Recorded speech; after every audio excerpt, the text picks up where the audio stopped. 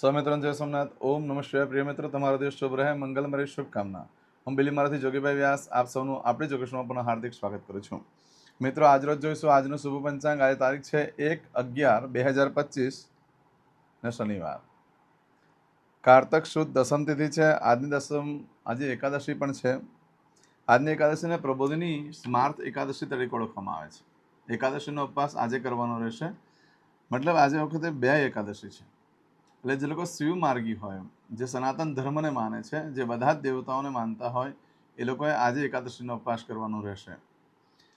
અને જે લોકો ફક્ત નારાયણને માનતા હોય, એટલે કે કૃષ્ણને જ માનતા હોય, વિષ્ણુ ભગવાનને જ માનતા હોય છે, એ લોકોએ આવતીકાલે કરવાનો રહેશે અને ભાગવતી એકાદશી કહેવાશે. આજે જે એકાદશી છે એમાં બિલ્વપત્ર ભગવાનને અર્પણ કરવા અથવા દાન કરવાનું બહુ જ મહત્વ છે. આજે એકાદશી છે, એકાદશીનું વ્રત કરવાનું બહુ જ મહત્વ છે. દર વખતે કહું છું, આજે ઘરમાં લાલાની પૂજા થવી જોઈએ, નારાયણની પૂજા થવી જોઈએ, ભગવાનને આજે નૈવેદ્ય ધરાવવો જોઈએ, માખણ ધરાવો અને પછી બધાને પ્રસાદમાં વેચી દો. તે સિવાય આજે શનિવાર છે, હનુમાનજીની ઉપાસના આરાધના કરવા માટે પણ શ્રેષ્ઠ દિવસ, અને એકાદશીનું વ્રત તો આજે કરી જ લો, કારણ કે આજે શનિવારનું પણ વ્રત થઈ જશે સાથે સાથે. જે લોકો શનિવાર કરતા હોય એ લોકોએ આજે અનાજ ન ખાય તો એ લોકોને એકાદશીનું વ્રત ગણાશે. આજે ભગવાનની ઉપાસના આરાધના કરવા માટે, ભગવાન વિષ્ણુની ઉપાસના આરાધના કરવા માટે શ્રેષ્ઠ દિવસ છે. આજે શિવ મંદિરે જતા રહો. સાંજના સમયે ભગવાનના મંદિરમાં બેસીને વિષ્ણવે નમઃની 3 માળા કરો. રીમ વિષ્ણવે નમઃ. અથવા ત્યાં બેસીને 1000 નામ જે વિષ્ણુ સહસ્ત્રના છે તે બોલી દો. ભગવાન શિવ ખૂબ પ્રસન્ન થઈ જશે. આજનો દિવસ ઘણો શુભ છે, કરી શકો છો. દરેક જણા જેનાથી જે સમય હોય તે પ્રમાણે કરી શકે. તો આજે જે બાળકનો જન્મ થાય છે એની તિથિ ગણાય છે એકાદશી. આ એકાદશી તિથિ, આજે જે બાળકનો જન્મ થાય છે એની તિથિ ગણાય છે દશમ. આ દશમ આજે સવારે 9:12 પૂર્ણ થઈ જશે. ત્યાર પછી જે બાળકનો જન્મ થાય એની એકાદશી ગણાશે. આજે જે બાળકનો જન્મ થાય છે નક્ષત્ર ગણાય છે સતતારકા. સતતારકા નક્ષત્ર આજે સાંજે 6:21 પૂર્ણ થઈ જાય છે. અને ત્યાર પછી જે બાળકનો જન્મ થાય એનું પૂર્વ ભાદ્રપદ નક્ષત્ર ગણાશે. આજે જે બાળકનો જન્મ થાય છે એનો યોગ ગણાય છે ધ્રુવ. ધ્રુવ યોગ આજે સવારે 4:32 શરૂ થાય છે અને આવતીકાલે મળસ્કે 2:10 પૂર્ણ થઈ જાય છે. આજે જે બાળકનો જન્મ થાય છે એનું કરણ ગણાય છે ગર. ગર કરણ આજે સવારે 9:12 પૂર્ણ થઈ જાય અને ત્યાર પછી જે બાળકનો જન્મ થાય એનું વણિજ કરણ ગણાશે. આજે જે બાળકનો જન્મ થાય છે એની રાશિ ગણાય છે કુંભ. કુંભ રાશિનો અક્ષર આવે છે ગ શ શ. કુંભ રાશિનો સ્વામી શનિ ગણાય છે. આજે આખા દિવસમાં કોઈ પણ બાળકનો જન્મ થાય એ બધાની રાશિ કુંભ ગણાશે. આ કુંભ રાશિ બીજી તારીખે સવારે 11:28 પૂર્ણ થાય છે, એટલે ત્યાં સુધી જે બાળકોના જન્મ થાય બધાની રાશિ કુંભ ગણાશે. રાશિ તિથિ વાર નક્ષત્ર યોગ કરણનું બહુ જ મહત્વ છે મિત્રો. એમાં જેનો પણ જન્મ હોય તેની ચોક્કસ પ્રમાણે પૂજા વિધિ કરી લેવી જોઈએ, જેથી કરીને જીવન સરળ બની જાય. આજે જે કે મારા સબસ્ક્રાઇબ મિત્રમાં ઘર પરિવારમાંથી કોઈ પણ સદસ્યની વર્ષગાંઠ છે, મેરેજ એનિવર્સરી છે, કે આજે કોઈ નવો ધંધો વેપાર ચાલુ કરવા જઈ રહ્યા છે, આજે કોઈ એક્ઝામ આપવા જઈ રહ્યો છે, આજે કોઈને ઓપરેશન હોય, કોઈને ડિલિવરી હોય, કોઈની સગાઈ હોય, કોઈની છઠ્ઠીની પૂજા હોય, એવા કોઈ પણ કાર્ય તમે કરવા જઈ રહ્યા હોય, યા તમારે વર્ષગાંઠ છે, મેરેજ એનિવર્સરી હોય, તો આજનું શુકન કરી લો. આખું વર્ષ તમારું સુંદર રીતે વ્યતીત થશે. આજે આમ તો ઘરેથી નીકળો છો, કોઈ કામ કરવા માટે નીકળવાનો હોય કે એમને એમ જઈ રહ્યા છો, આજે શનિવાર છે તો ઘરેથી નીકળો છો ત્યારે ઘરમાં વડીલ વૃદ્ધ વ્યક્તિને વંદન કરીને નીકળો. ઘરમાં પૂજાના સ્થાનમાં પગે લાગીને કહેવાનું, ભગવાનને મારા કાર્યમાં મારી સાથે રહેજો. આજે ભિક્ષુકને, ગરીબને અન્નદાન કરી દો, દવાનું દાન કરી દો. એનાથી ઘણું શુભ ફળ પ્રાપ્ત થશે. લક્ષ્મીદેવી ખૂબ પ્રસન્ન થશે. કાર્તક મહિનાનો શનિવાર છે. હનુમાનજીના મંદિરે અત્યારે તો મેળો હોય છે શનિવારના દિવસે ખાસ કરીને, તો આજે દાન ચોક્કસ કરજો. આજે કોઈ પણ કાર્ય તમે કરવા માંગો છો તો એના માટે પણ શુભ સમય જોઈ લઈએ. આજે સવારે 7:30 થી 9 વાગ્યા સુધીનો સમય શુભ રહેશે. બપોરે 12 થી સાંજે 4:30 વાગ્યા સુધીનો સમય શુભ રહેશે. સાંજે 6 થી સાંજે 7:30 વાગ્યા સુધીનો સમય શુભ રહેશે. રાત્રે 9 થી આવતીકાલે મળસ્કે 1:30 સુધીનો સમય શુભ રહેશે. આવતીકાલે સવારે 4:30 થી સવારે 6 વાગ્યા સુધીનો સમય પણ શુભ રહેશે.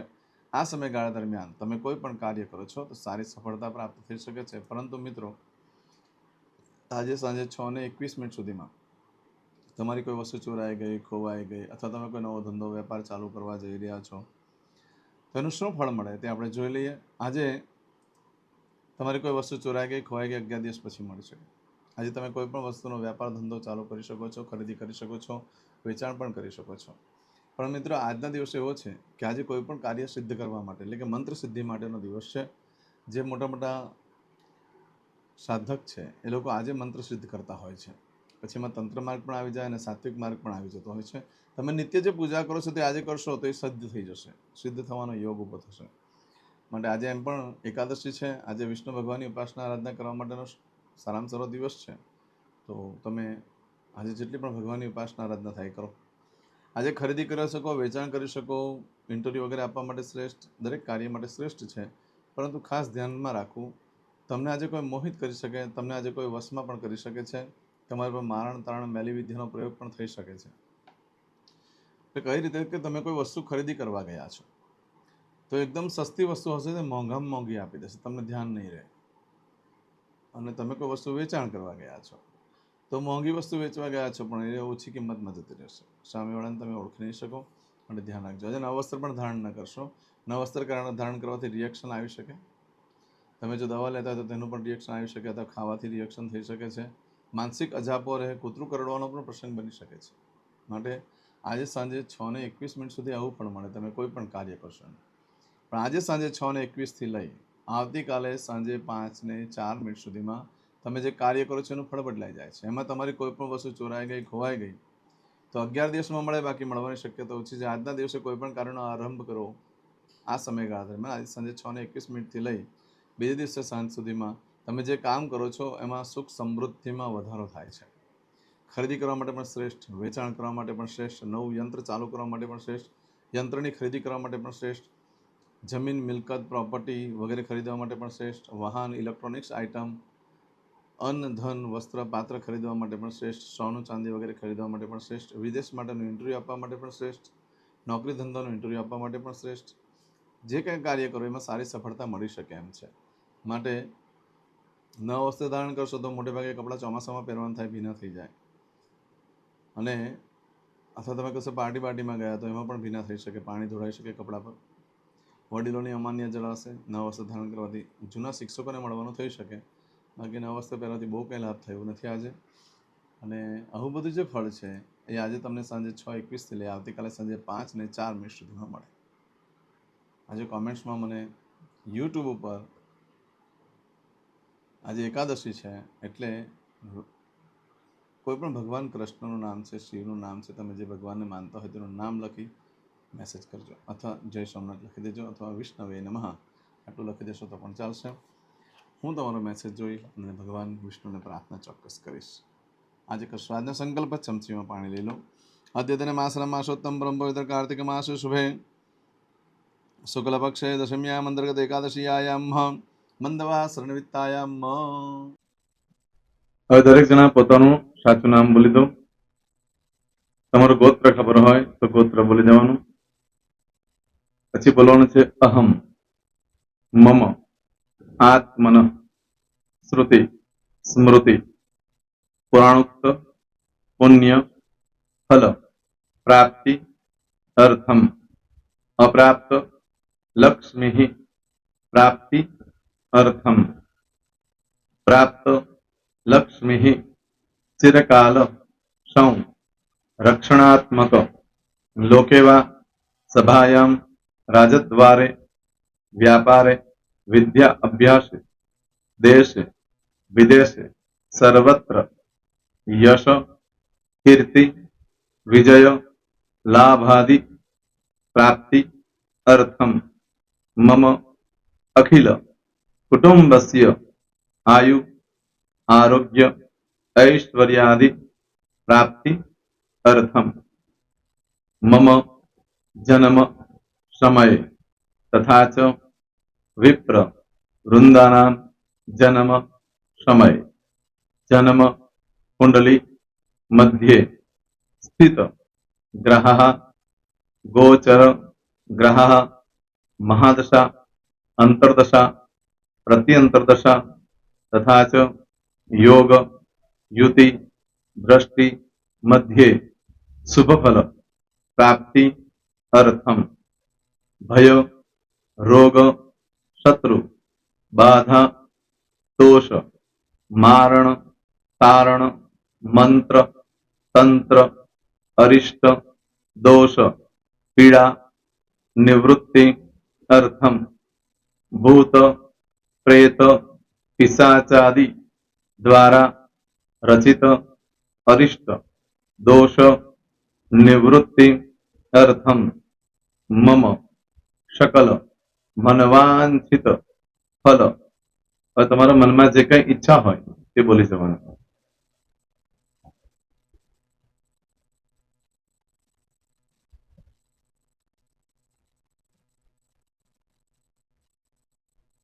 બોલવાનું અનુસારતઃ સકલ મનવાંછિત ફલ પ્રાપ્તિ અર્થમ.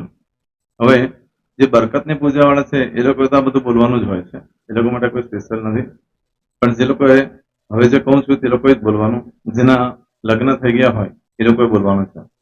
મમ દાંપત્ય જીવન મધ્યે સુખાકારી પ્રાપ્તિ અર્થમ પુત્ર પૌત્રાદિ સંતતિ પ્રાપ્તિ અર્થમ. આ સંતાન પ્રાપ્તિ વાળા માટે પણ આવી જાય છે એમાં. દીર્ઘ આયુ આરોગ્ય ઐશ્વર્યાદિ પ્રાપ્તિ અર્થમ. તથા ચ હવે જેના લગ્ન નથી થયા તે લોકોએ બોલવાનું. મમ જટટી વિવાહ યોગ પ્રાપ્તિ અર્થમ વિવાહ પશ્ચાત દાંપત્ય જીવન મધ્યે સુખાકારી પ્રાપ્તિ અર્થમ. હવે જે લોકોને સંતાન પ્રાપ્તિ નથી, જે લોકોને સંતાન પ્રાપ્તિ છે કરવી છે એ લોકોએ બોલવાનું. મમ દાંપત્ય જીવન મધ્યે સુખાકારી પ્રાપ્તિ અર્થમ તથા ચ દીર્ઘ આયુ આરોગ્ય ઐશ્વર્યાદિ સમન્વિત સંતતિ સુખ પ્રાપ્તિ અર્થમ. હવે જે અભ્યાસ કરી રહ્યા છો છોકરાઓ વિદ્યાર્થીઓ છે તે લોકોએ બોલવાનું છે. મમ વિદ્યા અભ્યાસ મધ્યે ઉત્તરો ઉત્તર પ્રગતિ ઉન્નતિ સાનુકૂલતા પૂર્વક દિવ્ય સફળતા પ્રાપ્તિ અર્થમ. હવે જે લોકો વિદેશમાં જવા માંગતા હોય કે સીટમાં જવા માંગતા હોય, મતલબ ભારત દેશની બહાર જઈને ધંધો વેપાર કરવા માંગતા હોય એ લોકોએ, અથવા વિદેશ જવા માંગતા હોય કાયમ માટે, એ લોકોએ બોલવાનું છે. મમ જટટી વિદેશ ગમન યોગ પ્રાપ્તિ અર્થમ વિદેશ ગમન કાર્ય મધ્યે સાનુકૂલતા પૂર્વક દિવ્ય સફળતા પ્રાપ્તિ અર્થમ. આરોગ્ય વાળા બોલવાનું છે, જેને આરોગ્યની પૂજા આપેલી હોય એ લોકોએ. એમ તો દરેક જણા જ બોલવાનું. બોલો મમ આયુ આરોગ્ય ઐશ્વર્યાદિ પ્રાપ્તિ અર્થમ.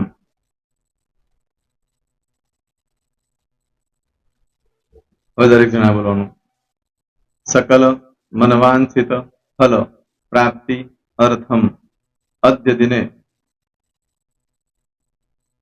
પ્રધાન દેવતાનામ નિત્ય દિન અનુસારતઃ પૂજન અર્ચન કર્મણિ અહમ કરીશ્ય. પાણીવાળી થાળીમાં પાણી મૂકી દેવાનું છે. હવે તમારી બધી પૂજા જે મેં આપેલી છે એ પૂજા થઈ જાય, અથવા તો તમે રોજ પૂજા કરતા છો મારી પાસેથી નથી લઈ ગયા, એ પૂજા થઈ જાય પછી ફરી પાછી ચમચીમાં પાણી લેવાનું. અહીંયા વિડીયોને સ્ટોપ કરી દેવાનું. પૂજા પતે એટલે પાછું આગળનું કરવાનું છે. અહીંયા વિડીયો સ્ટોપ કરી દેવાનું અને પૂજા પતે એટલે બોલવાનું છે. વિષ્ણવે વિષ્ણવે વિષ્ણવે નમો નમઃ વિષ્ણુ સ્મરણ સર્વમ પરિપૂર્ણ અસ્તુ. એતાની ગંધ પુષ્પ ધૂપ દીપ નૈવેદ્ય તાંબૂળ દક્ષિણા પ્રદક્ષિણા સહિત પ્રણુ મમ સકલ મનવાંછિત ફલ પ્રાપ્તિ અર્થમ પૂજન અર્ચન પ્રિયતાન નમમ. પાણી મૂકી દેવાનું, પાછું પાણી લેવાનું. પૂજન અર્ચન બ્રહ્માર્પણમસ્તુ. નીચે જમીન પર પાણી મૂકો, એમાં આંગળી ઘસી કપાળમાં તિલક કરી દો. કપાળમાં જમીન પર પાણી મૂક્યું છે એમાં. ત્યાર પછી ભગવાનને કહેવાનું કે હે પ્રભુ, આજે પૂજા કરતા કોઈ પણ પ્રકારની ભૂલચૂક થઈ ગઈ હોય તો અમને ક્ષમા કરજો. અમે તમારા બાળક છીએ પ્રભુ, તમારો ખૂબ આભાર માનું છું. આજે મારી પાસે તમારી પૂજા કરાવી, મારી મનોકામના પૂર્ણ કરી. પ્રાર્થના કરી દો. જગ્યા પરથી ઉભા થઈ શ્રીનારાયણ ભગવાનને પાણી ચડાવી દો. નિત્ય કર્મ જે કરતા હોય તે. જય શ્રી. તમારો દિવસ શુભ રહે. તમે અને તમારો પરિવાર સુખી રહે, સંપન્ન રહે, સુરક્ષિત રહે એ ભગવાન સોમનાથ દાદાને પ્રાર્થના. તો મિત્રો, તમે મારા વિડીયોને લાઈક ના આપી હોય તો સૌથી પહેલા લાઈક આપી દો અને ત્યાર પછી જો તમે મારી આ ચેનલ સબસ્ક્રાઇબ ન કરી હોય તો સૌથી પહેલા સબસ્ક્રાઇબ કરી લો અને બેલ આઇકોન ઓલ પર ક્લિક કરવાનું ભૂલશો નહીં, જેથી કરીને સૌથી પહેલા નવી વિડીયો જે કંઈ મૂકું એ તમને મળે. મિત્રો, કંઈ પણ મૂંઝવણ હોય તો મને આ નંબર પર તમે ફોન કરીને પૂછી શકો છો. મારો મોબાઈલ નંબર છે 9825546459. મિત્રો, કોમેન્ટ્સમાં જય સોમનાથ લખવાનું ભૂલશો નહીં. ફરી પાછા નવા વિડીયો સાથે મળીએ. ત્યાં સુધી સૌને જય સોમનાથ.